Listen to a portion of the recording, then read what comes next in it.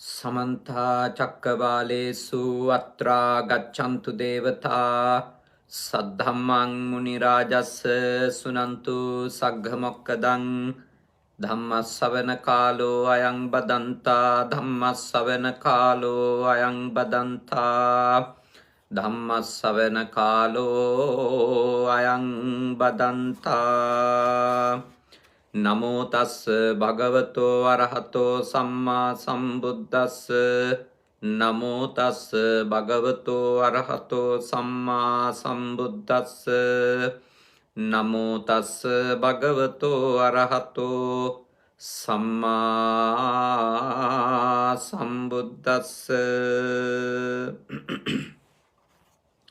කාරුණික ශ්‍රද්ධාකාමී පිංගතුනි අද සදහැවත් පිරිස ලංකාවේ වෙලාවෙන් ටිකක් වේලා පහ දවල් කාලය වුණත් මේ වෙලාවේ ශ්‍රද්ධාවෙන් සම්බන්ධ වෙන්නේ නව ශ්‍රීලන්තේ ජීවත් වෙන අපේ සදහැවත් දායක පින්වත් පවුලක පින්වතුන්ගේ උතුම් ආරාධනාවක් අනුව සද්ධර්ම දේශනාව සිද්ධ කරන්න.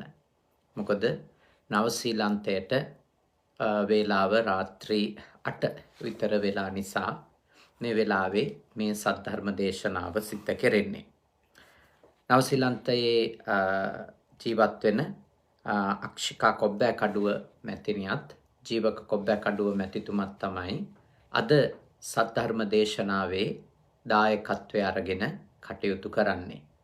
අක්ෂිකා කොබ්බෑකඩුව මැතිණියගේ ආදරණීය පියාණන් වහන්සේ HB අබේරත්න පියාණන් අභාවයට පත් වෙලා අදට අවුරුදු 7ක් සම්පූර්ණ වෙනවා.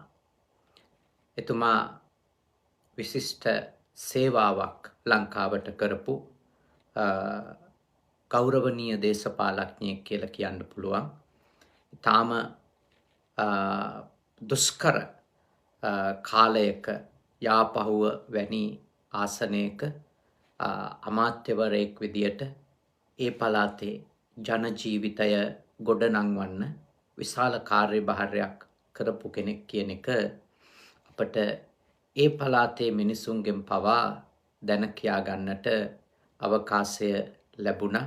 දැක ගන්නටත් ලැබුණා. අපි ඒ ගම්වලට වැඩම කරලා ඒ පියාණන් වෙනුවෙන් සිද්ධ කරපු ධර්මදේශනාවලදී ඒ සම්බන්ධ වෙච්ච පිරිස් දිහා බැලුවට පස්සේ එතුමාගේ අභාවයෙන් අවුරුදු 7ක් සම්පූර්ණ වීම අද දවසට සිද්ධ වෙනවා. ආදරණීය දියණිය විදියට අපේ සදහවත් අක්ෂිකා කොබ්බෑකඩුව මැතිණිය අද මේ උතුම් පින්කමේදී ඒ පියාණන් වහන්සේට පින් දෙන්නයි බලාපොරොත්තු වෙන්නේ. අද දවසේ ආරණිකේතන භික්ෂු පුහුණු මධ්‍යස්ථානය වෙනුවෙන් විශේෂ දායකත්වයක් දක්වමින් පියාණන්ට පින් අනුමෝදන් කරන්නට ඒ කටයුතු සිද්ධ කළා විතරක් නෙමෙයි වෙලින්ටන් නුවර තිබෙන අපේ භාවනා මධ්‍යස්ථානයේ අපේ කල්යාණ මිත්‍ර ලොකු සායින් වහන්සේ නමක් වැඩ සිටිනවා. ගල්දුව ආරණ්‍ය සේනාසනයට සම්බන්ධ ලොකු සායින් වහන්සේ කෙනෙක්. උන්වහන්සේ ඇතුළු මහා සංඝරත්නය මුල් කරලා අද උතුම් දානමය පුණ්‍ය කර්මයකුත් සිද්ධ කළා. ඒ අතරම මීට මාස 3කට කලින් මිය ගිය ඒත් නව ශ්‍රීලන්තේම ජීවත් වෙන ඒ දරුවෙකුගේ තරුණ මහත්මියකුගේ පියාණන් ධර්මසේන විදානගමගේ පියාණන්ට පින් දෙන්නත් ඒ වගේම තවත් නව ශ්‍රීලන්තේ ජීවත් වෙන අක්ෂිකා මහත්මියගේ යෙහෙළියකගේ ආදරණීය අම්මා අවුරුද්දකට කලින් අභාවයට පත් වුණු SP ලීලාවතී මාතාවට පින්පෙත් අනුමෝදන් කරන්නටත් අද පින්කමේදී අපේක්ෂා කරනවා. ඊට අමතරව ආශිර්වාද කිරීම සිද්ධ වෙන්නේ ලබන මාසේ මාර්තු මාසේ 6 වෙනිදාට ආදරණීය අම්මට අක්ෂිකා මහත්මියගේ ආදරණීය අම්මට අවුරුදු 76ක් සම්පූර්ණ වෙනවා. ඒ මාතාවට ආශිර්වාද කිරීම සෙත් පැතීම වගේම විශේෂයෙන්ම අපේ ජීවක මහත්මයාගේ ආදරණීය අම්මට ගේ ජන්මදිනය උපන්දිනය මාර්තු 9ට යෙදෙනවා. සේපාලි නුගවෙල මාතාවට ඒ දෙපළටම ආශිර්වාද කිරීම නිදුක් නිරෝගී සුව සහ දීර්ඝායුෂ ප්‍රාර්ථනා කිරීමත් මේ උතුම් පින්කමේ අරමුණු බලාපොරොත්තු අතර තියෙනවා. ඒ වගේම විශේෂ ආශිර්වාදයක් පින්දීමක් තව සිද්ධ කරනවා. ඒ තමයි අපේ නව ශ්‍රී ලන්තය තුළ ජීවත් වෙන මගේ කල්යාණ මිත්‍ර දායක දායිකාවන් එකතු වෙලා ගොඩනගලා තිබෙන බෞද්ධ පදනම LKBS ලක්කිවි බෞද්ධ පදනම නියෝජනය කරන සියලු දෙනාට සෙත් පැතීම ආශිර්වාද කිරීම සහ මිය ගිය අයට පින්දීමත් අද පින්කමේදී සිද්ධ කරනවා.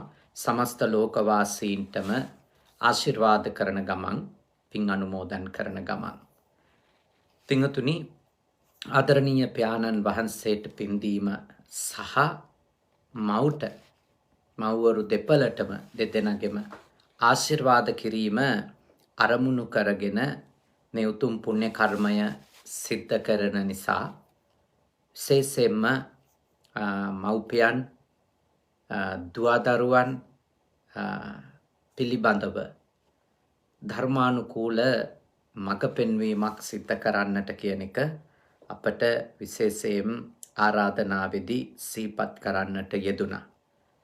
අපි නිතර වරින් වර මේ මාතෘකා ඇසුරු කරගෙන අපේ පිඟුතුල්ලට ධර්ම කරුණු සඳහන් කරලා තිබෙනවා බොහෝ අවස්ථාවල.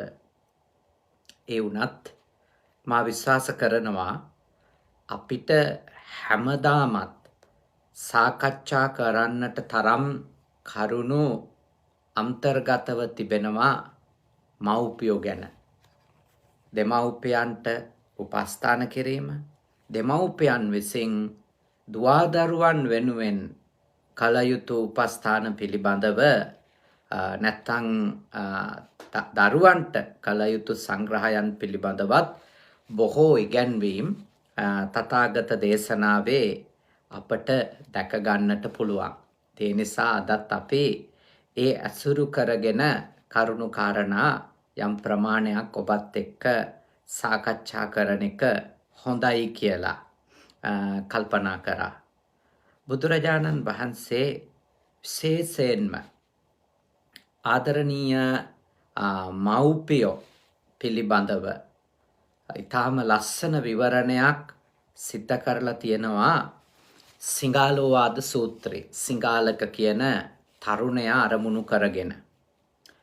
එහිදී බුදුහාමුදුරුවෝ දෙමව්පියන්ට කටයුතු කළ යුතු ආකාරය පිළිබඳව උපදේශයන් අපට ලබා දීලා තිබෙනවා. ඒ වගේම දෙමව්පියන් විසින් දරුවෝ වෙනුවෙන් කළ යුතු අනුකම්පාවෙන් කළ යුතු දේවල් ප්‍රමාණයකුත් සඳහන් කරලා තියෙනවා. මොකද මේ දෙපැත්තම සමබර වෙන්න ඕන දෙයක. මව්පියන්ගේ පැත්තත් ඒ වගේම දුවදරුවන්ගේ පැත්තත් කියන දෙපැත්තම තාම කැපවීම කරමින් තාම යහපත්ව කටයුතු කළොතින් තමයි ඒක හොඳ සම්බන්ධකමක් වෙන්නේ. යහපත් සම්බන්ධකමක් වෙන්නේ. අපිට අම්මා තාත්තා උප්පත්තිය ලබා දීම, මේ මනුෂ්‍ය ආත්මය ලබා දීම අපි වෙනුවෙන් සිද්ධ කරපු ඊටාම උතුම් පරිත්‍යාගයක්, කැපවීමක්, දරා ගැනීමක්, ඉවසීමක්. ඒක අපි කවදාවත් අමතක කරන්න බෑ. ඒ වගේම අපි ඊටාම අසරණම අවදිය. සාමාන්‍ය සතෙකුට වඩා මනුෂ්‍ය දරුවා ගොඩාක් අසරණයි, අන්ත අසරණයි කිව්වොත් හරි. උප්පත්තියෙන් මුල් මාස ගාන විශේෂයෙන් අවුරුද්දක් දෙකක් විතර ගත වෙනකම්ම ඒ අසරණකම තියෙනවා. නමුත් මුල් මාස 6 කියන්නේ අන්තම අසරණ කාලයක්. මව්ගේ රැකවරණය, පියාගේ රැකවරණය හෝ මව්ට සමානව බලන කෙනෙකුගේ ඒ රැකවරණය ලැබුණේ නැතොත් තාම දුෂ්කරයි. මනුෂ්‍ය දරුවෙකුට අනිකාගේ රැකවරණය නැතුව ඒ අසීරු කාලය පියමන් කරගන්න හරි දුෂ්කරයි. ඉතින් අන්න ඒ වෙලාවේදී මව් සහ පියා මව් හෝ පියා වෙනුවෙන් ඒ කැපවීම කරපු කවුරුන් හෝ කෙනෙකු නිසා තමයි අපි අද ඉන්න තැන ඉන්න පදනම හැදුනේ. හැබැයි ඒ කාරණාව මිල කළ නොහැකි පරිත්‍යාගයක්, කැපවීමක්, උතුම් දෙයක් වුණත් දෙමව්පියන්ට සැලකිලි සංග්‍රහ ගෞරවය ආදරය ලබන්ඩ ඔය කාරණා ටිකම ප්‍රමාණවත් වෙයි කියලා දෙමව්පියෝ හිතුවොත් ඔවුන් වරදවා දේවල් තේරුම් ගත්තු අය බවට අනිවාර්යයෙන්ම පත් වෙනවා. ඔවුන් හොඳට අවබෝධ කරගන්න ඕන ඔය කාරණා ගත්තොතින් ඒවා මනසින් මතක් කරගන්න පුළුවන් දේවල් නෙමෙයිනේ කෙනෙකුට. අපේ මේ පන්සල්වල ස්වාමීන් වහන්සේලා හෝ දහම් පාසල් ගුරුවරු විසින් හෝ දිගින් දිගටම මේ කරුණු දරුවන්ට ඊළඟ පරම්පරාවට sannivedanaya කිරීමේ ප්‍රතිඵලයක් ලෙස මිසක මේ කාරණා පිළිබඳව ගෞරවයක්, පැහැදීමක්, එක ස්වාධීනව ළමයෙකුට මතක් කරලා ඇති කරගන්න අමාරුයි. නැත්තම් වෛද්‍යවරයෙක් විසින් කියලා දෙන්න ඕනේ කොච්චර කැපවීමක්ද දරුවෙක් බිහි කරද්දී අම්මා කෙනෙක් කරන්නේ කියලා. දරුවෙක්ගේ මුල් අවදියේ ඒ දරුවා හදා වඩා ගැනීම කියන එක මොනතරම් කැපවීමක්ද කියන එක ඒක ඇත්තටම වෛද්‍යවරු විසින් හෝ ඒ කවුරු හරි ඒ පිළිබඳව දැනුම තියන අය sannivedanaya කළොත් මිසක අපිට ඒවා අපිට කියලා දුන්නොත් මිසක ඒක ගැන අවබෝධ කරගන්න හෝ ඒක ගැන මෙනෙහි කරගන්න, ඒ ගැන ගෞරවයක් ඇති කරගන්න කෙනෙකුට ඉතාම දුෂ්කරයි. ඒ හින්දා තමයි දැන් ජීවත් වෙලා ජීවිතේ කාලය ගත වෙනකොට අම්මා තාත්තට ඉතාම බුද්ධිමත්ව සහ වගකීම් සහගතව කටයුතු කරන්න වෙනවා තමන්ගේ දරුවන් නිවැරදිව හැදීම වැඩීම සම්බන්ධව. එතකොට තමයි දරුවන්ගේ පැත්තෙනොත් ඒ ගෞරවය, ඒ ආදරය, ඒ සෙනෙහස දෙමව්පියෝ කෙරෙහි උපදින්නේ. දෙමව්පියෝ කෙරෙහි ඇති වෙන්නේ එතකොටයි. ඒක අපි හොඳට මතක තියාගන්න ඕන දෙයක්. නැත්තම් අපි ගොඩාක් වරද ගන්නවා.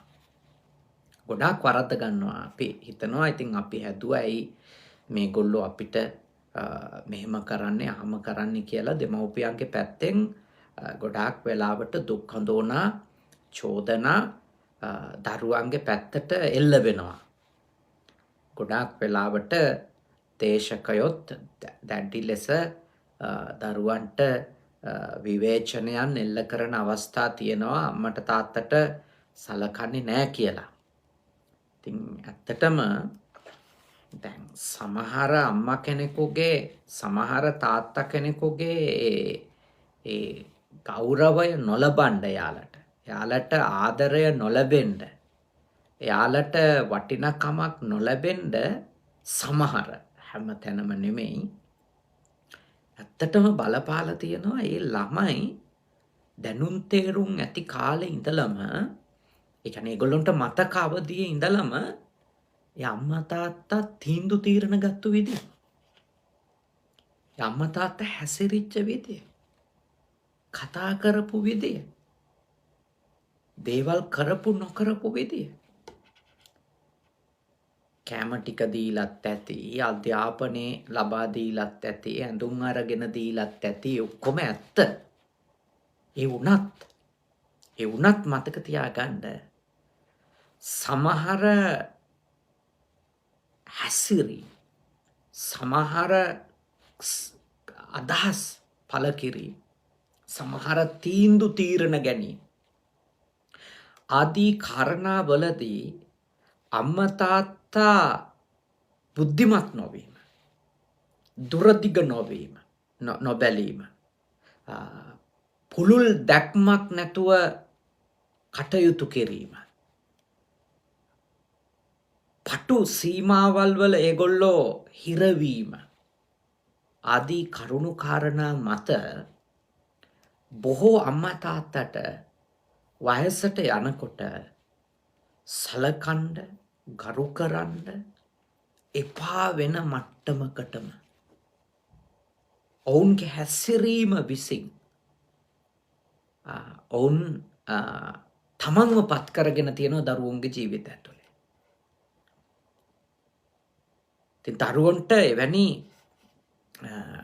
ප්‍රතික්ෂේප කිරීමක් කරන්න අම්මා තාත්තා සම්බන්ධව සාධාරණයි කියලා හිතෙන බොහෝ දේවල් අත්දැකීම් විදියට ඔවුන්ට ලැබිලා තිබෙන තැනුත් නැතුව නෙමෙයි. මොකද අපි මේ දෙමව්පියෝ කියලා කියන මාතෘකාව ගත්ත ගමන් අපේ 100% හොඳයි ඒගොල්ලෝ නිවැරදි උතුම් වගේ පටු තැනක ඉඳලා ඒ දෙමව්පියෝ සම්බන්ධව හෝ දරුවෝ සම්බන්ධව හෝ හාමුදුරුවෝ සම්බන්ධව හෝ ගිහියෝ සම්බන්ධව හෝ එහෙම අපිට අදහස් පළ කරන්න නිගමනවලට එන්න බෑ. මොකද මේ කවුරුත් මිනිස්සයෝ. මේගොල්ලොන්ගේ යම් හැසිරීම් නිසා ඒගොල්ලොන්ට අර පොතපතේ උරුම වෙන ගෞරවය, අගය මහ පොළවේ නොලැබෙන තත්වයට ඒ චරිත පත් කරගෙන තියෙනවා. ඒ නිසා ඒව දිහා අපි පුළුල් අවධානයක් යොමු කළ යුතු වෙනවා. දැන් කාට හරි කෙනෙකුට හොඳ ඵලදාවක් ලබන්න නම් හොඳ බීජ වපුරන්න ඕන. හොඳ ඵලදාවක් ලබන්න නම් හොඳ අස්වැන්නක් ලබන්න නම් හොඳ බීජ වපුරන්න ඕන. හරි බීජ වපුරුවොත් තමයි හරි අස්වැන්න. බුදුදහමේ මූලිකම කියවීමක් නේක.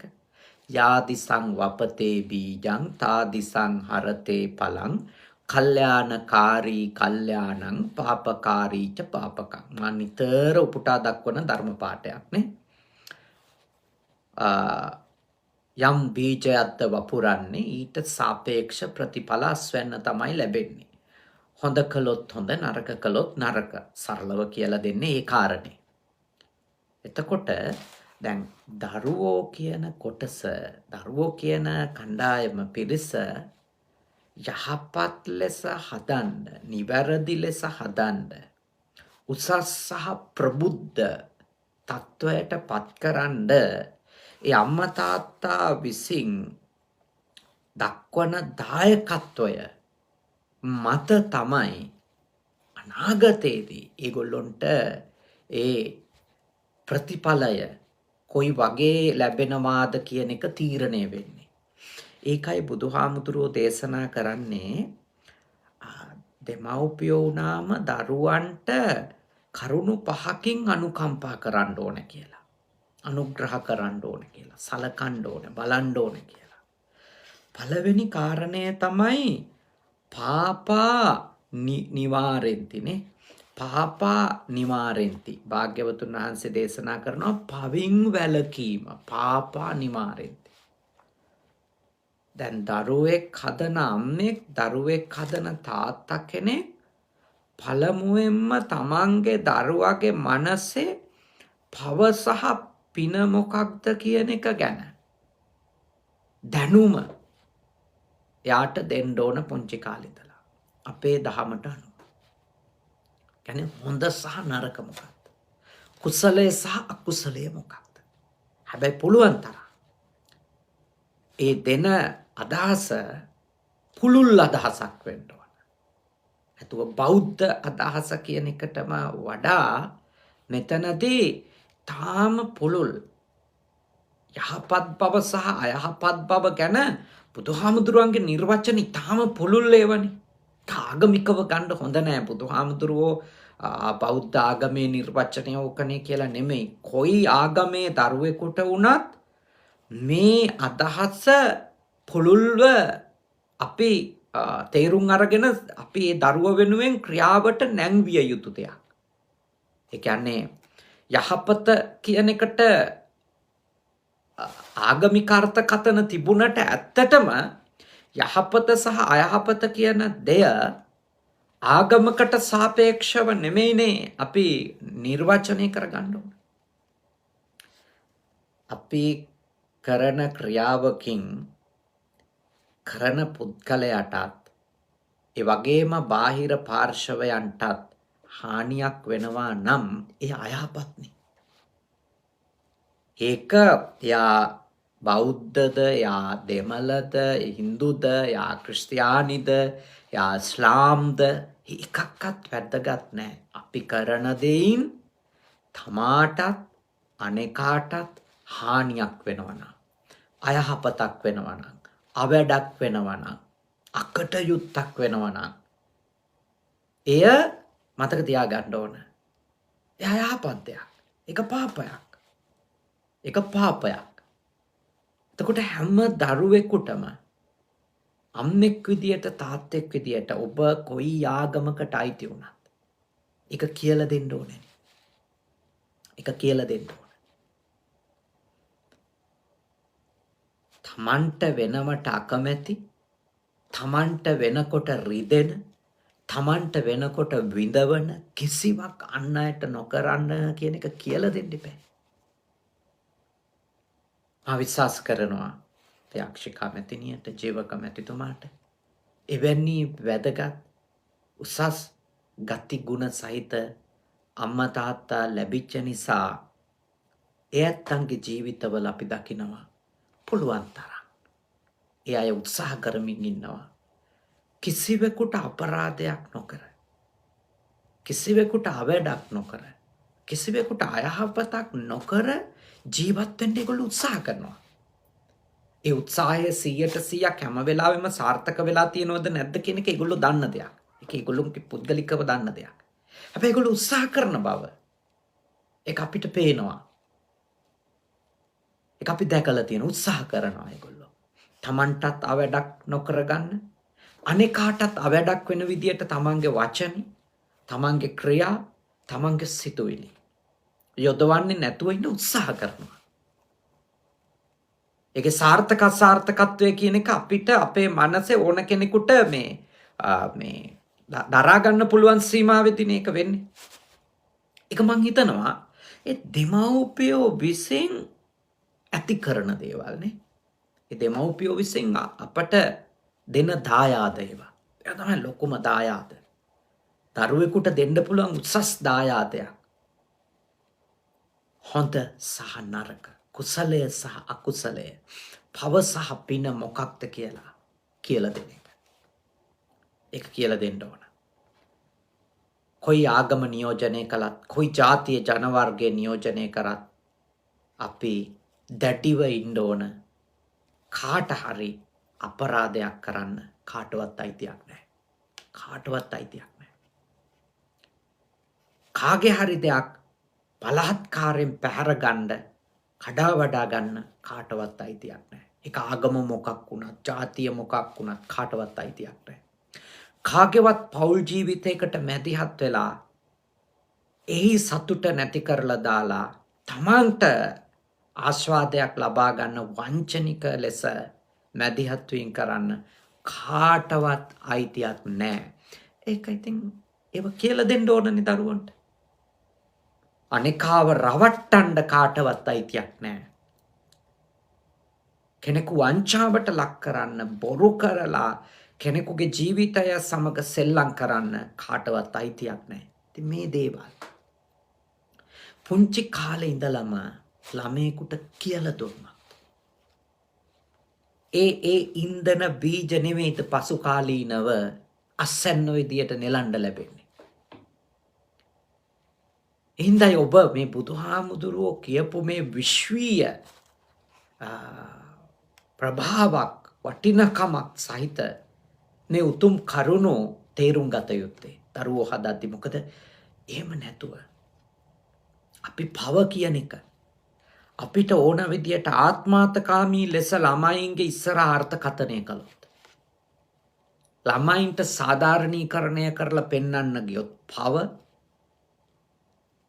අපිට ලාභ නම් කරාට කමන්නේ අලාභ නම් පව කරන එක නවත්තන්න වගේ ඒ වගේ පව සම්බන්ධව අයහපත් දේ සම්බන්ධව නොකළ යුතු දේ සම්බන්ධව පටු සීමාවල ඉඳගෙන ආත්මාර්ථකාමී සීමාවල ඉඳගෙන ළමයින්ගේ ඔළුවට අදහස් දැම්මොත් හෝ ළමයින්ට ආදර්ශයක් විදියට එවැනි දේ නිතර දකින්න අහන්න තමන්ගේ ගෙදර සැලැස්සුවොත් හෝ වෙන දේ තමයි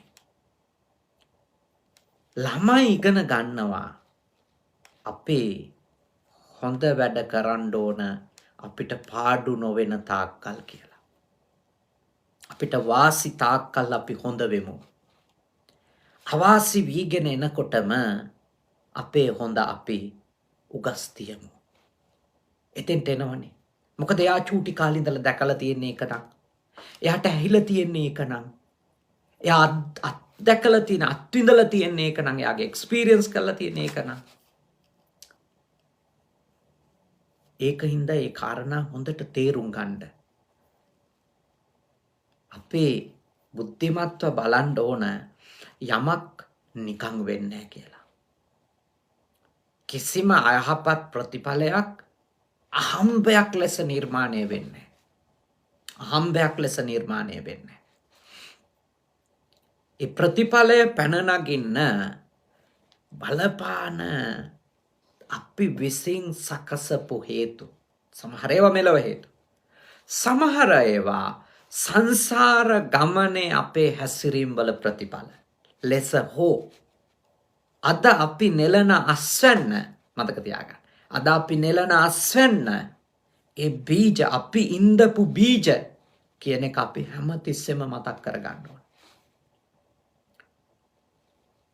පව අයහපත සම්බන්ධව වැරද්ද සම්බන්ධව පුළුල් අදහසකින් යුක්ත අම්මෙක් වෙලා කටයුතු කළොත් තාත්තෙක් වෙලා කටයුතු කරොත් අපිට වරදින්න තියෙන ඉඩකඩ අඩුයි.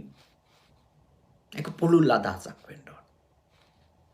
ඒක පටු ආත්මාර්ථකාමී තමන්ගේ වාසියකට දිව ඕන පැත්තකට නවන දිව දෙකෙන් තුනෙන් කතා කරන අයවලුම් බවට පත් වුණොත් ඒවයි ප්‍රතිඵල එනවා. යනාත්තන්න බෑ. දිව දෙකේ ගතිය නේද? වාසි වෙලාවට එකක් කියන්නයි අවාසි වෙලාවට තව විදියකට හැසිරෙන්නයි අදහස් පළ කරන්නයි යෑම නිසා අම්මල තාත්තලා පෙන්වන්න බැරි තත්ත්වයට වැටිලා තියෙනවානේ ළමයින්ගේ ජීවිතවල. මොකද ඒ ළමයි ඒ තත්ත්වයට ඇද වැටිච්ච පිරිහුණු නැති ළමයි නම් ඒගොල්ලොන්ට අර හැසිරීම් දකින්න මව පියා ගැන කලකිරෙනවා. අපි මොන තරම් ಗುಣ කියලා මෙහෙම කරන්න කිව්වත් අපේ බෙල්ල මිරිකණ්ඩ හිතන මැති සමහර වෙලාවට අපි ඒව කියනකොට අහන් ඉන්න බැරුව. මොකද හේතුව ඇත්ත මේ ප්‍රශ්නේ තමන් අත්විඳින එක. ඒකයි දෙමව්පියන්ට මේ යෝජනාව කරන්නේ හැම තිස්සෙම මතක තියාගන්න අපේ වපුරන විදියට තමයි නෙලන්න වෙන්නේ කියලා. අපි වපුරන විදියට නෙලන්න වෙයි. අපේ අයහපත් අසාධාරණ වැරදි හැසිරීම් වල ප්‍රතිඵල ගොඩාක් අය භුක්ති විඳිනවා. මියගියත් අම්මා තාත්තා අමතක කරන්නේ නැති දරුවෝ ඉන්නවා නම් ඒ අම්මා තාත්තගේ ಗುಣ මෙනෙහි කරන දරුවෝ ඉන්නවා නම් ඒ අම්මා තාත්තගෙන් ලැබිච්ච දේවල් කියන්නේ මේ කෝටි ගණන් ධන ධාන්‍ය වලට නෙමෙයිනේ දෙමව්පියන්ට වැදගත් මිනිස්සු සලකන්නේ.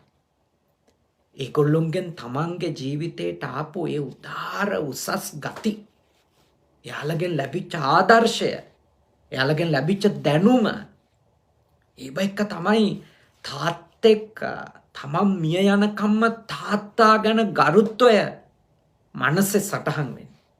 අම්මා ගැන ගෞරවය සහ ආදරය කෙනෙකුගේ මනසේ දැඩිව ඇති වෙන්නේ. ඒක ඔය මුදල් වීසි කරාට මේක කරගන්න බෑ. මුදල් වලින් හැමදේම කරන්න බෑ. මුදල් වලින් කළ හැකි දේවල් තියෙනවා. ඉඩම් කෑලි අරන් දාලා, ගෙවල් හදලා දීලා, බිස්නස් ආරම්භ කරලා දීලා, ඒවා ලියලා දෙනවා කියලා ඒ වගේ වයින් ලබාගත හැකි දේවල් තියෙනවා. හැබැයි ගෞරවය, ආදරය වගේ පිරිසිදු යහපත් දේවල් එහෙම ලබා ගන්න බෑ. ඒවා ලැබෙන විදියට හැසිරුණා. ඒවා ලැබෙන විදියට හැසිරුණොත් විතරයි. ඒ නිසායි අපි බුද්ධිමත්ව ඊටාම මේ ප්‍රඥාවන්තව මේ දරුවන් සහ දෙමව්පියන් සම්බන්ධ විෂය විග්‍රහ කරගත යුත්තේ. දැන්ට දරුවෝ ඉන්න අයත් ඒ වගේම දරු මල්ලෝ හදන්න බලාපොරොත්තු වෙන අයත් මේවා දැනගෙන ඉඳීම වැදගත්. ඒක වැදගත්. මේවා ගැන හිතන්න ඕන. තවම ඔබ කල්ගත වෙලා නැහැ. තවම ඔබට අවස්ථාව තියෙනවා. තවම ඔබට වෙලාව තියෙනවා. ඒ ගැන ඔබ හිතන්න. දෙවෙනි කාරණය. භාග්‍යවතුන් වහන්සේ දේශනා කරා තමන්ගේ දරුවෝ කල්යාණේ නිවේසෙද්දී කුසලයෙහි යහපතෙහි යොදවන්න. ඒකවේ හොඳ කියන්නේ මොකක්ද කියන එක ගැන. යහපත කියන්නේ මොකක්ද කියන එක ගැන. නිවැරදි දේ කියන්නේ මොකක්ද කියන එක ගැන. උසස් ප්‍රබුද්ධ දේ කියන්නේ මොකක්ද කියන එක ගැන. සැලකිය යුතු මට්ටමක පුළුල් අදහසක්, පුළුල් දැනුමක්, පුළුල් ඥානයක් Tamanට තියෙන්න ඕන.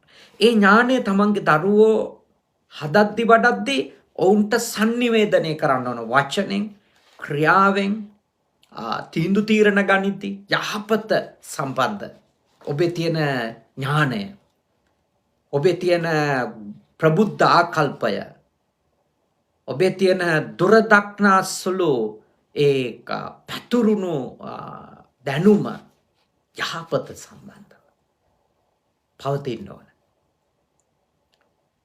ඒ යහපත සම්බන්ධව අපි ඉන්න ප්‍රතිපදාව අපි ගාව හැදෙන වැඩෙන අයට නිතර පේනවා. අයහපත් දේ සම්බන්ධව අපේ ප්‍රතිපත්තිය මොකක්ද කියන එක, දර්ශනය මොකක්ද කියන එක වගේම යහපත සම්බන්ධව තිබෙන, කුසලයේ සම්බන්ධව තිබෙන, හොඳ පිළිබඳව තිබෙන අපේ දැක්ම, අපේ ප්‍රතිපදාව එක අනිකාට sannivedana වෙන දීර්ඝ කාලයක් අපි එක්ක ඉන්නකොට. පැය දෙකක් නෙවෙයි අපිත් එක්ක ළමයෙක් ඉන්නේ. සාමාන්‍යයෙන් අපේ ලංකාවේ දරුවෙක් නම් අවුරුදු 20ක් විතර වෙනකන් අඩුම අම්මා තාත්තා එක්කමයි.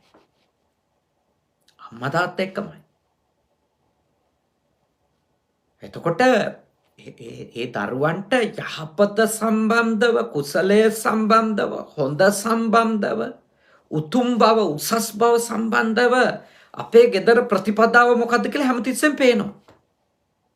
අපේ ගෙදර ඒ සම්බන්ධව තියෙන දර්ශනය මොකක්ද කියලා හැමතිස්සෙම පේනවා. ඒක අභියෝගාත්මක පරිසරයකදී යහපත් බව කියන එක පැත්තකින් තියලාද අභියෝගවලට මුහුණ දෙන්නේ. උතුම් හැසිරීම්, කුසලය, ඒ වගේ දේවල් පැත්තකින් තියනවාද අපේ ගෙදර ප්‍රශ්න එන වෙලාවට, අර්බුද එනකොට, ආර්ථිකමය වේවා, පවුලේ වෙනත් ප්‍රශ්න වේවා, මේ වගේ අභියෝගාත්මක පරිසරයකදී ඒ තමන්ගේ යහපත් උතුම් තත්වයන් තමන් නැති කරගන්නවා. ඒ හින්දා ඔබ කුසලයේ සම්බන්ධව දරන, නැත්නම් යහපත සම්බන්ධව දරන ප්‍රතිපත්තිය දරුවන් හදද්දී හරිම වැදගත්.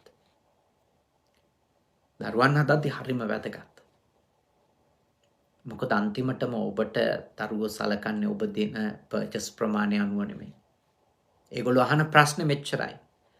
ඔයාට වඳින්න ඔයා ගාව තියෙන්නේ මොනවද? ඔයාට අපි ගරු කරන්න ඔයාගේ ගාව මොනවද තියෙන හොඳ? ඔයාට කියන්න පුළුවන්ද මම මේ කාරණේ නිසා හොඳ අම්මා කෙනෙක් කියලා, හොඳ තාත්තා කෙනෙක් කියලා? ඔයාට කියන්න තියෙන දේවල් කියන්න කියලා ප්‍රශ්න අහනවා සිලේනියල්ස්ලා. මිලේනියල්ස්ලාගෙන් එක පටන් ගත්තා. ඊට කලින් පරම්පරාව ඕක අහන්න ඉදිරියට ආවේ නැහැ. දැන් අහනවා. දැන් ඒක අහනවා.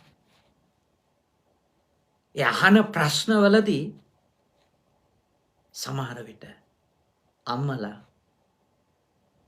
තමන් ගැන දුක හිතිලා අඬනවා. වරු ගණන් අඬනවා. තමන්ට වැරදුනේ කොතනද කියලා මතක් කරලා. තාත්තල වේදනාවට පීඩාවට පත් වෙනවා. මොකද ඔවුන් ඇත්තටම ළමයි මේ ප්‍රශ්නේ අහන තාක්කල් ඔවුන් හිතලා තියෙන දේ තමයි. ළමයි වෙනුවෙන් දේපල රැස් කිරීම අපි ළමයින්ට කරන ලොකු යුතුයකමක්. තියෙන හොඳම ජනප්‍රියම ඉස්කෝලයකට දැමීම අපි කරන ලොකුම යුතුයකම. ඒගොල්ලන්ට පුංචි කාලේ ඉඳලා ඉල්ලන ඕන සෙල්ලම් බඩුවක් ගෙනත් දෙන එක. ආස කෑම හොයලා සූදානම් කරලා දෙන එක.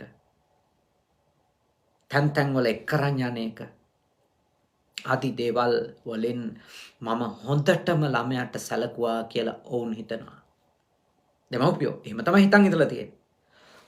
ඔවුන්ට ළමයි අර ප්‍රශ්නේ අහන දවසට තමයි කල්පනා වෙන්නේ එතකොට අපි මොනවද කළේ කියලා.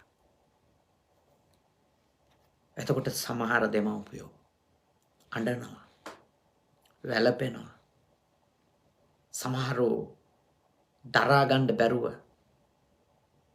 ආතති තත්වයන්ට ගමන් කරනවා. ડિප්‍රෙෂන් හැදෙනවා. මොකද මිනිස්සෙකුට ගිහිල්ලා අවුරුදු 20ක් විතර තමන් හරියටම කරනවා කියලා හිතාගෙන ගියපු එකක ප්‍රශ්න එන්න පටන් ගත්තට පස්සේ තමන් හරි දේ කරලා නැද්ද කියලා. එතකොට තමන්ගේ කාලය ගැන, තමන් ඒවා වෙනුවෙන් කරපු කැපවීම ගැන මහා අසහනකාරී, මහා පීඩාකාරී ද්වේෂයක් එනවා. තමන් ගැන, තමන්ට අහිමි වෙච්ච දේවල් ගැන. එතකොට තමයි ගොඩාක් අය වෛරී බැහැසිරෙන්නේ එතකොට. එහින්දා මා ඔබට යෝජනා කරනවා යහපත සම්බන්ධව, කුසලය සම්බන්ධව, කල්යාණ ධර්ම සම්බන්ධව ඔබේ තිබෙන දැක්ම, ඔබේ ප්‍රතිපත්ති ඔබට අනාගතය තෘප්තිමත් හෝ අතෘප්තිමත් කියන දෙකින් කවරක් වැඩිපුර ලැබෙනවාද ඔබේ ජීවිතයේ කියන එක තීරණය කරන. තෘප්තිමත් බව ලැබෙනවද? අතෘප්තිමත් බව ලැබෙනවද? සැනසෙල්ල ලැබෙනවද? අසහනය ලැබෙනවද? ගෞරවය ලැබෙනවද? අවමානය ලැබෙනවද? පිළිගැනීමක් ලැබෙනවද? ප්‍රතික්ෂේප වීම වෙනවද? කියන දේවල් වලට බලපානවා යහපත සම්බන්ධව සහ අයහපත සම්බන්ධව ඔබේ තිබෙන දැක්ම, ඔබේ තිබෙන ප්‍රතිපත්ති, ඔබ ඒවා සම්බන්ධව පිහිටා සිටින තැන. ගොඩාක් දෙනෙක් හිතන්නේ මේවට බලපාන්නේ අනාගතයේ සතුට, අනාගතයේ සැනසෙල්ල, අනාගතයේ රැකවරණය, මේ ඔක්කොම සල්ලි එක්ක, ඉඩම් එක්ක, බලය එක්ක, යාන වාහන එක්ක තමයි මේවා ලැබෙන්නේ හෝ සැලසෙන්නේ කියලා. නෑ. ඒ ප්‍රශ්න කිරීම එන්නේ ගෙදරින්. මතක තියාගන්න. ඒ ප්‍රශ්න කිරීම ගෙදරින් එන්නේ. එළිය අයට අපි දේවල් පෙන්නගෙන නටාගෙන අපිට ඉන්න ලේසි. එච්චර අමාරු දෙයක් නෙමෙයි. ඒත් සැබෑ ප්‍රශ්න කිරීම පටන් ගන්නේ අපේ යහපත් බව සහ අයහපත් බව සම්බන්ධව දරුවන්ගේ, හාමුදුරු කෙනෙක්ගේ නම් ගෝලෙන්ගේ.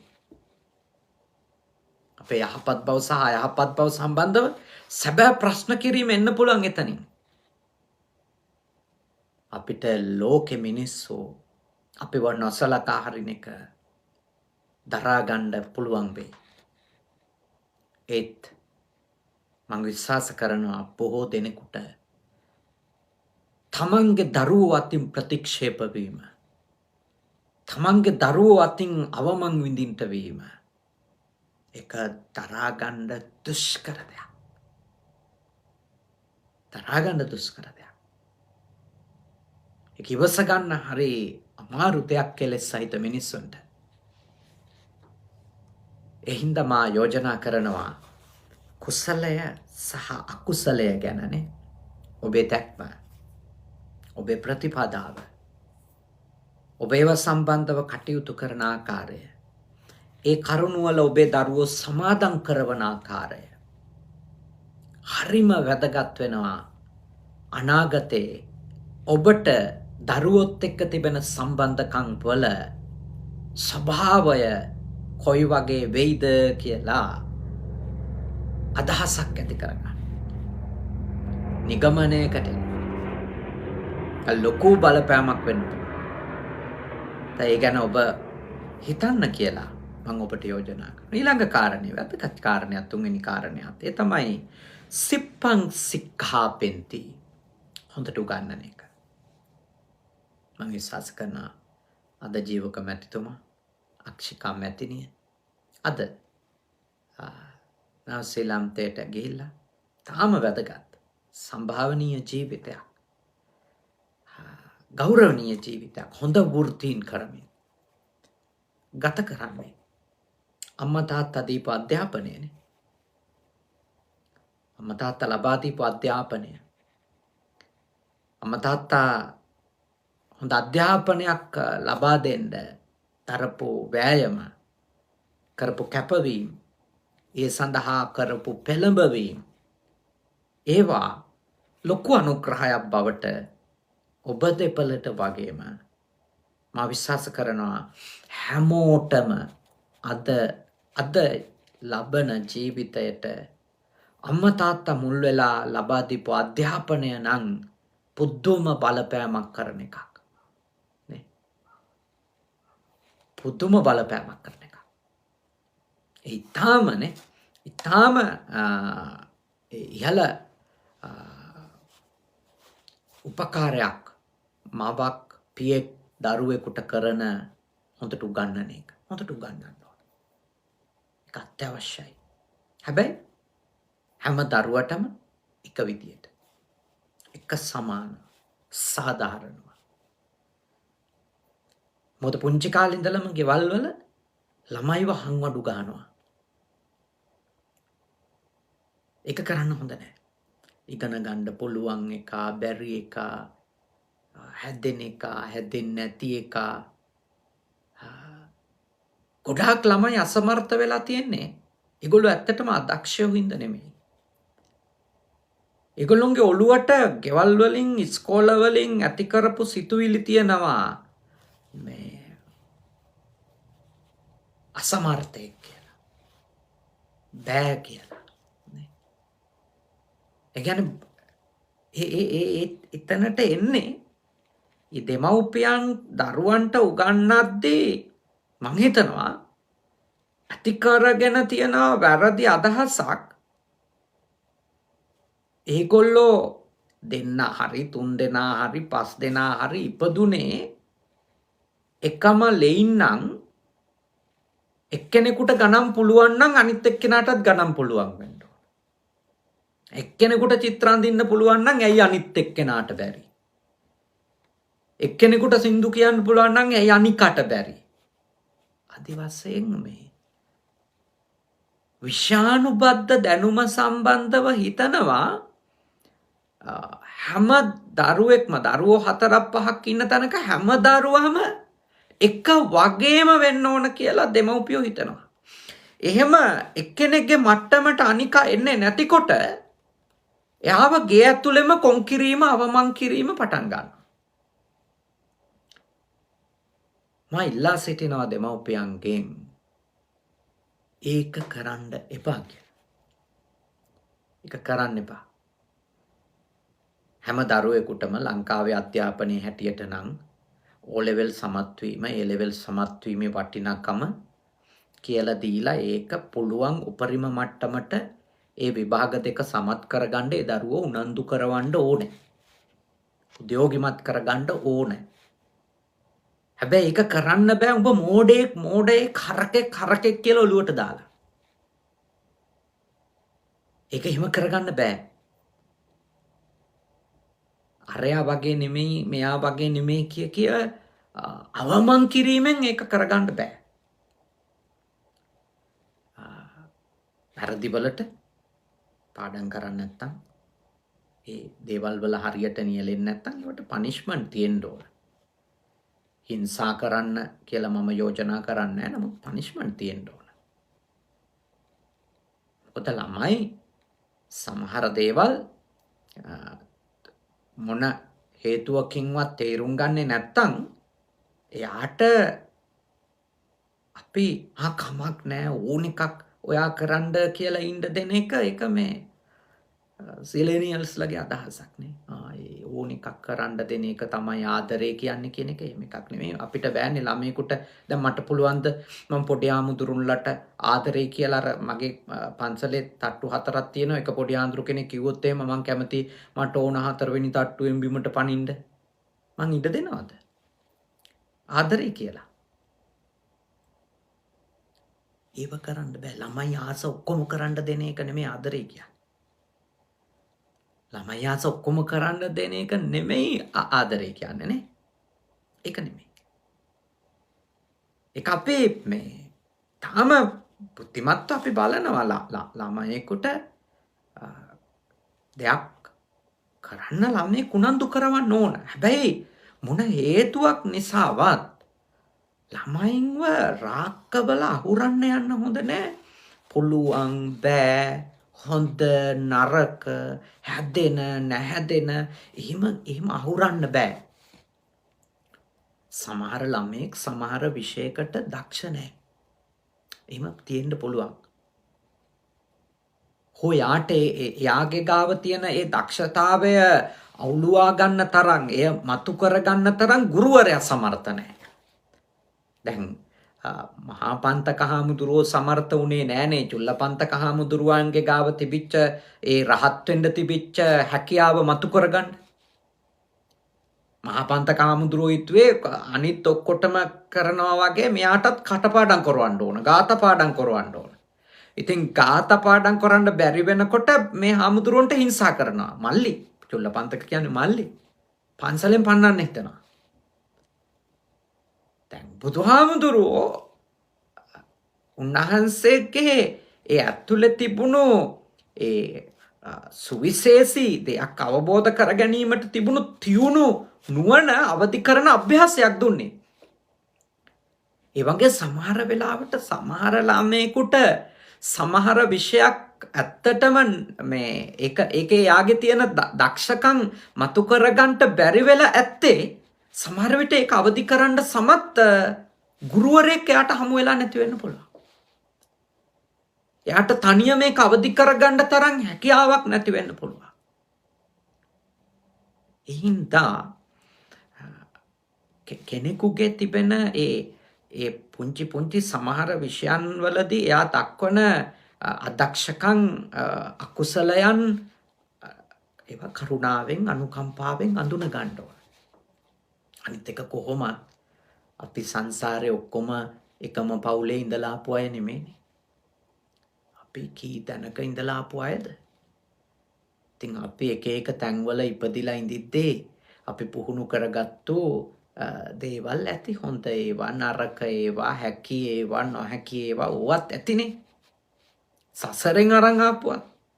ඒ නිසා දරුවන්ට උගන්වන්න. හැබැයි මතක තියාගන්න හැම දරුවෙකුගේම තිබෙන ඒ හැකියාව අඳුනගෙන ඒ හැකියාව තුළ එයාට ඉස්සරහට යන්න ශක්තිය දෙන අම්මා කෙනෙක් වෙන්න. දායකත්වය දෙන තාත්තා කෙනෙක් වෙන්න. ඔබට දරුවෝ ආදරය කරાવી. දරුවන්ට ඔබ ගැන ගෞරවයක් ඇති වේවි. මොකද ඔබ ඒ 4ක් ගත්තු ඒ 3ක් හරි 4ක් හරි අරන් උසස් පෙළ පාස් වෙලා වෛද්‍ය විද්‍යාලයට ඇතුල් වෙන දරුවට වගේම ඔබ ලස්සනට වයලින් එක වාදනය කරන්න දක්ෂ, ගිටාර් එක ප්ලේ කරන්න දක්ෂ දරුවගෙත් ඒ දක්ෂතාවය සමබර හිතකින් සතුටින් අගය කරන අම්මෙක් වුණොත්, තාත්තෙක් වුණොත්, ඔබ අගය කරන්නේ හෝ ඔබ ප්‍රශංසාවට ලක් කරන්නේ ඔබ ආස විෂයේ උඩට යන අය විතරක් වුණොත්, ඒ වපුරන බීජත්, ඒවයින් පැලවෙන පැලත් වල ඒ පලත් නෙලන්ඩ වේ. ඒවත් නෙලන්ඩ වේ. ඒක මතක තියාගන්න ඕන. හොඳට අවබෝධ කරන් ජීවත් වෙන්න ඒවා.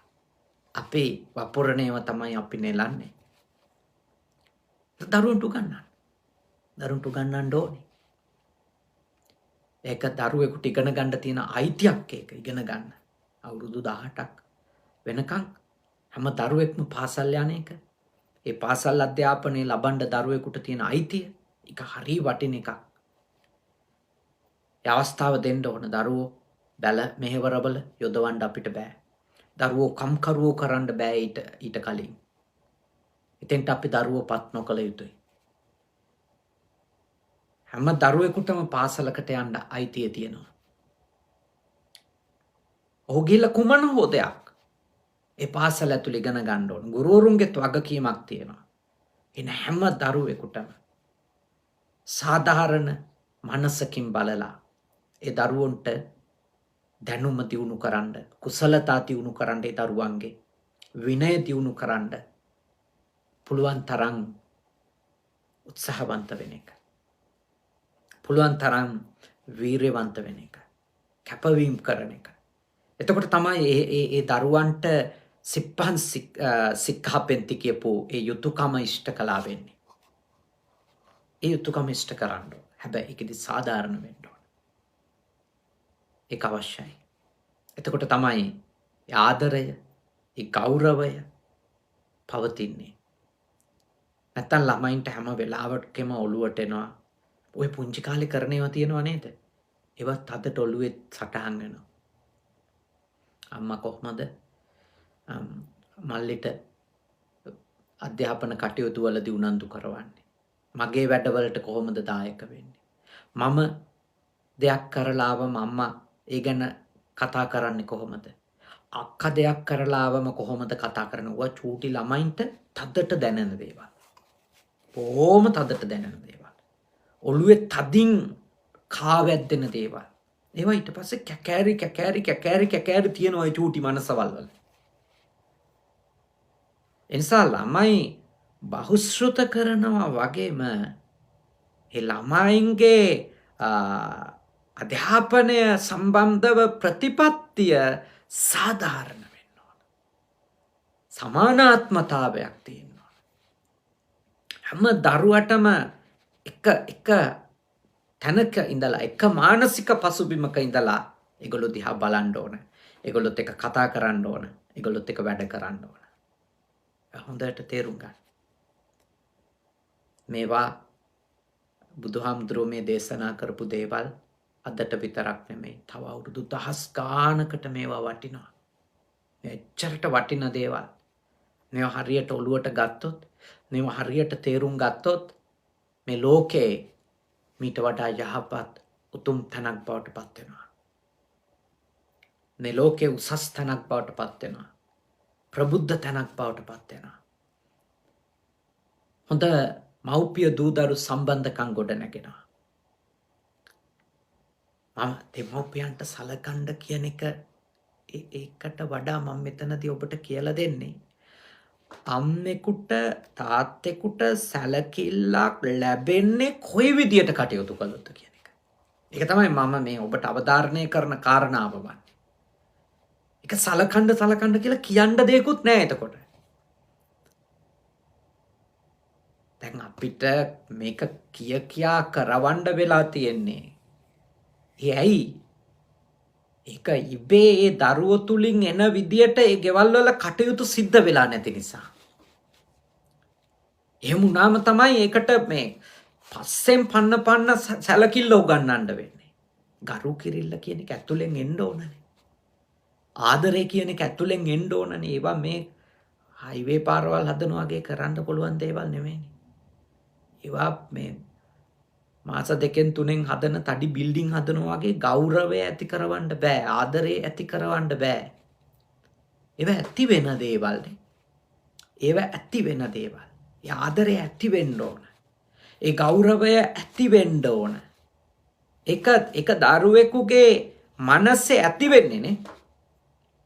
ඒ අම්මා තාත්තගේ පවතින දරුවා සම්බන්ධව පවතින දැක්ම, ඒ භාවිතාව දිගින් දිගටම එයා අත්දකිනවා. දිගින් දිගටම අත්දකිනවා. හැබැයි අද වෙලා තියෙන්නේ පුදුම ඛේදවාචකයක්. ළමයි මේ නූතන තාක්ෂණික මෙවලම් ටිකත් එක්ක බද්ධ වෙලා යන ගමන හින්දා ඒගොල්ලොන්ට මේ මානවීය හැඟීම් මොකක්වත් තේරෙන්නේ නැති වෙලා යනවා. මොකද ඒගොල්ලෝ කන්නේ ෆෝන් එකක් මෙහෙම ඔබ කනවා. යාළුවෝ එක්ක කන්න යන ළමයි මම දැකලා තියෙනවා. මේ ජපානයේදීත් මම දකිනවා මේ දානේ වළඳන්නේ එහෙම ඉඳලා ඉట్లా මගේ දායකයෝ මාව එක්කරන් ගියාම ජපන් මේ ආපන ශාලාවකට දානේ වළඳන්න මම දකිනවා යාළුවෝ කණ්ඩායම් ඇවිල්ලා කනවා. බහුතරයක් අය කතා කරන්නේ නැහැ. ඒගොල්ලෝ ෆෝන් ඔබ ඉන්නවා එකට යාළුවොත් එක්ක කණ්ඩ ඇවිල්ලා. ෆැමිලි එකේ අය කන්න ඇවිල්ලා ෆෝන් ඔබ ඉන්නවා. එතෙන්ට වෙලා. එක ළමයෙක්ගේ අතේ ටැබ් එක, අනිත් ළමයෙක්ගේ අතේ ෆෝන් එක. එක්කෝ එකේ ගේමක් ගහනවා, එක්කෝ කෝල් කරනවා, මොකක් හරි අහුවන් ඒක ඔබාම තමයි උත්තර දෙන්නේ. ඒ කියන්නේ මිනිස්සුන්ගේ ඉරියව් තේරෙන්නේ නැති වෙනවා. තා ටික කාලයක් යනකොට බල්ලන්ට පූසන්ට තේරෙන තරමටවත් මිනිස්සුන්ට මිනිස්සු තේරෙන්නේ නැතුව යනවා. මං අද කීවා කියලා මතක තියාගන්න. මේ විදියට මේ මං කියන්නේ මේ උපකරණ එක්ක ළමයින්ට වැඩ කරන්න දෙන්න එපා කියලා නෙමෙයි. ෆෝන් එකක් අතින් අල්ලන්න දෙන්න එපා හෝ කම්පියුටරයක් අතින් අල්ලන්න දෙන්න එපා කියන මොට්ට අදහසක් නෙමෙයි. ළමයි නවීන තාක්ෂණ ඉගෙන ගන්න ඕන. හැබැයි ඒවට අදාළ ඩිසිප්ලින් එකක් තියෙන්න ඕන. නැත්තම් අම්මෙක් මේ වසංගත කාලේ ලයිට් නැතුව, තාත්තෙක් ලයිට් නැතුව, ගෑස් එක හොයා ගන්න නැතුව, පෙට්‍රල් ටික නැතුව, පැනඩෝල් පෙත්ත නැතුව, සල්ලි අතේ තියෙන වෙලාවට ගන්න බඩු මුට්ටු ටික පරිප්පු කිලෝ එක නැතුව, හාල් කිලෝ එක නැතුව විඳින දුක ගෙදර ඉන්නේ උන්ට පේන්නේ නැති වෙනවා. ඇයි ඒගොල්ලෝ ෆෝන් වල ඔබ ඉන්නවා ටයිප් කොට. ඒගොල්ලෝ බලන්නේවත් නැහැ මූණක්. අනිත් එක්කෙනාගේ හැඟීම් තේරෙන්නේ නැහැ. ඒ වගේ මහා කෘතිම පෞකාර සමාජයක් හැදෙමින් තියෙනවා. ඒක පෞකාර සමාජයක් කියලා මං කියන්නේ. ඒ පෞකාර සමාජයේ උපරිමය අපේ ජීවිත කාලේ අපේ ඇස් දෙකින් දකින්න නොලැබේවා කියලා තමයි මම ප්‍රාර්ථනා කරන්නේ. මොකද ඒ රොබෝලගේ යුගය හරි අඳුරු යුගයක් වෙයි. අඳුරු යුගයක්. කාගේවත් වේදනාව තේරෙන්නේ නැති. කාගේවත් සතුට තේරෙන්නේ නැති. කාගේවත් හැඟීම් තේරෙන්නේ නැති ඒ යුගය. ඒඳා ඔබ ගොඩාක් බුද්ධිමත් වෙන්න. අම්මලා තාත්තලා විදියට ගොඩාක් බුද්ධිමත් වෙන්න. තමන්ගේ දරුවන් හදද්දී ඒ විනය හදන්න ඕන. කන වෙලාවේ පුළුවන් දේ මොනවද, බැරි දේ මොනවද? ඒකට පෞරුෂය තියෙන්න ඕන. මේ ඕනේ එකට හා කියාගෙන ඉන්න අම්මලා වෙන්න එපා. ඕනේ එකට හා කියාගෙන ඉන්න තාත්තලා වෙන්න එපා. මිනිස්සුયો ඉන්න ඕන අන්තිමට. රොබෝලා මොකටද? එහෙනම් රොබෝලම හදා ගන්නවනේ. ළමයි ඕනේ. ළමයින්ගේ ගාව තියෙන්න ඕන සහකම්පනය. අනිත් මිනිස්යාගේ හදවත තේරෙන එක. ඒව තියෙන්න ඕන. ඒව නැති වුණොත් මේ ලෝකෙ ඇත්ත වශයෙන්ම මහා කෘත්‍රිම අවාසනාවන්ත ලෝකයක් වෙයි. මේ තියනවටත් වඩා අප්‍රසන්න ලෝකයක් වෙයි. නීරස ලෝකයක් වෙයි. මේ බුද්ධිමත්ව බලන්න. අත දෙමව්පියෝ සහ දූ දරුවෝ අතර හොඳ සම්බන්ධකමක්, හොඳ උසස් ප්‍රබුද්ධ උතුම් සම්බන්ධකමක් නැත්තම් ඒකට හේතු තමයි මම මේ සාකච්ඡා කළේ ඔබත් එක්ක. අපි සාප කිරීම හෝ අපි මේ ඒකට දොස් නගනගා ඉඳීම වෙනුවට මේ හේතු වෙනස් කරන්න ඕන අපේ. මේ හේතු වෙනස් කරන්න ඕනනේ. එතකොටයි හරි ඵල නෙලන්න ලැබෙන. හරි ඵල නෙලන්න ලැබෙන්නේ. ඒ හොඳයි. අද මම විශ්වාස කරනවා ඔබට තාම උතුම් ධර්ම කරුණු කීපයක් ඇසුරු කරගෙන මේ යුගයට විතරක් නෙමෙයි අනාගතයටත් උපකාරවත් වෙන සංවාදයක්, ධර්මානුකූල සංවාදයක් අද අපට සිද්ධ කරගන්න අවස්ථාව ලැබුණා. අපි සතුටු වෙනවා මේ උතුම් සාකච්ඡාව සඳහා අතටම මාතෘකාව යෝජනා කළේ දායක පිරිස, දෙමව්පියෝ දූ දරුවෝ ගැන ධර්මානුකූල අදහසක් පළ කරන්න කියලා. මට ඕනි නම් මේ සිංහලවාද සූත්‍රයේ තියෙන කරුණු 10ක් 11ක් තියෙන ඒ ටික මහා මංගල සූත්‍රයේ තියෙන ඔක්කොම කියන්න පුළුවන්. ඒ වෙනුවට මම ඔබට මේ අවශ්‍ය කියන්නේ කොතනද අපිට වෙනස් කරගන්න තියෙන තැන කියන එක තමයි අල්ලලා දෙන්න උත්සාහ කරේ. මගේ අවබෝධයේ මට්ටමට භාග්‍යවතුන් වහන්සේගේ ධර්මයේ ඇසුරින් මා ලබලා තියෙන අවබෝධය හැටියට සහ මා දකින මේ ලෝකයේ ප්‍රශ්නෙත් එක්ක එයින්ද හොඳට ඔබ අහන් හිටියා. තව අයට අහන්න මේ දේශනාව බුදු පුතුන් මුහුණු පොතේම ෂෙයා කරන්න පුළුවන් ඔබට. ඒ වගේම ඔබට පුළුවන් හෙට බුදු පුතුන් YouTube නාලිකාවට මේ දේශනාව අපි ඇතුළත් කරාම ඔබට පුළුවන් ඒ තව පිරිසකට අහන්න හුවමාරු කරන්න. ඔබේ නෑදෑයෝ අතර, ඔබේ යහළු යෙහෙලියෝ අතර ඔබට පුළුවන්කම තිබෙනවා. මොකද එක්කෙනෙක් හරි චූටි දෙයක් හරි ඔලුවට ගත්තොත් මේ වහලා අපිට කොච්චර පින් සිද්ධ වෙනවද? පොඩි හරි ජීවිතයකට යහපතක් වුණොත් මේ දේශනාවක් නිසා කොච්චර පිනක්ද? මහා දන් දෙන පින්වලට වඩා කෙනෙකුගේ ඔළුව පොඩ්ඩක් හරි අදන එක ලොකු පිනක්. ලොකු පිනක්. ඉතාම ශ්‍රද්ධාවෙන් අද මේ පින්කමේ දායකත්වය අරගෙන කටයුතු කළේ අපේ සදහැවත් අක්ෂිකා කොබ්බෑකඩුව මැතිනියත්, ජීවක කොබ්බෑකඩුව මැතිතුමා, එතුමියගේ ස්වාමි පුරුෂයා. අක්ෂිකා කොබ්බෑකඩුව මැතිනියගේ ආදරණීය තාත්තා HP අබේරත්න හිටපු ප්‍රවාහන අමාත්‍යතුමන්, ලංකාවේ ඉතාම දුෂ්කර දිස්ත්‍රික්කයක් නියෝජනය කරපු, යාපහුව ආසනය නියෝජනය කරපු අමාත්‍යවරයෙක්. ඒගොල්ලොන්ට සතුටින් එහෙම ඉන්න පුළුවන්. මොකද ඒගොල්ලෝ අද මේ අවුරුදු 20ක විතර කාලේ අපි දකින දේශපාලනය කරපු මිනිස්සු නොවන නිසා. අද දේශපාලනය කියන්නේ මොකක්ද කියලා මම ඔබට කියන්න ඕනේ නැහැ. හැබැයි අපේ රට ශ්‍රේෂ්ඨ දේශපාලඥයෝ ඉඳපු රටක්. හැම මිනිහම මේ අපේ වකාපු මිනිස්සු නෙමෙයි, වැදගත් මිනිස්සු ඉඳලා තියෙනවා. ඒ මිනිස්සු මතු වෙලා නැහැ. ඉතින් එවැනි ඒ තාම දුෂ්කර පළාතක මිනිස්සුන්ට තමන්ගේ ධනය, තමන්ගේ දේපල, තමන්ගේ හැකියාවන්, තමන්ට ලැබුණු දේ වියදම් කරලා සේවයක් කරපු බවට ඒ පළාත්වල වැඩිහිටියන් විසින් අඳුන්වන කෙනෙක් තමයි HP අබේරත්න මහත්මාණන්.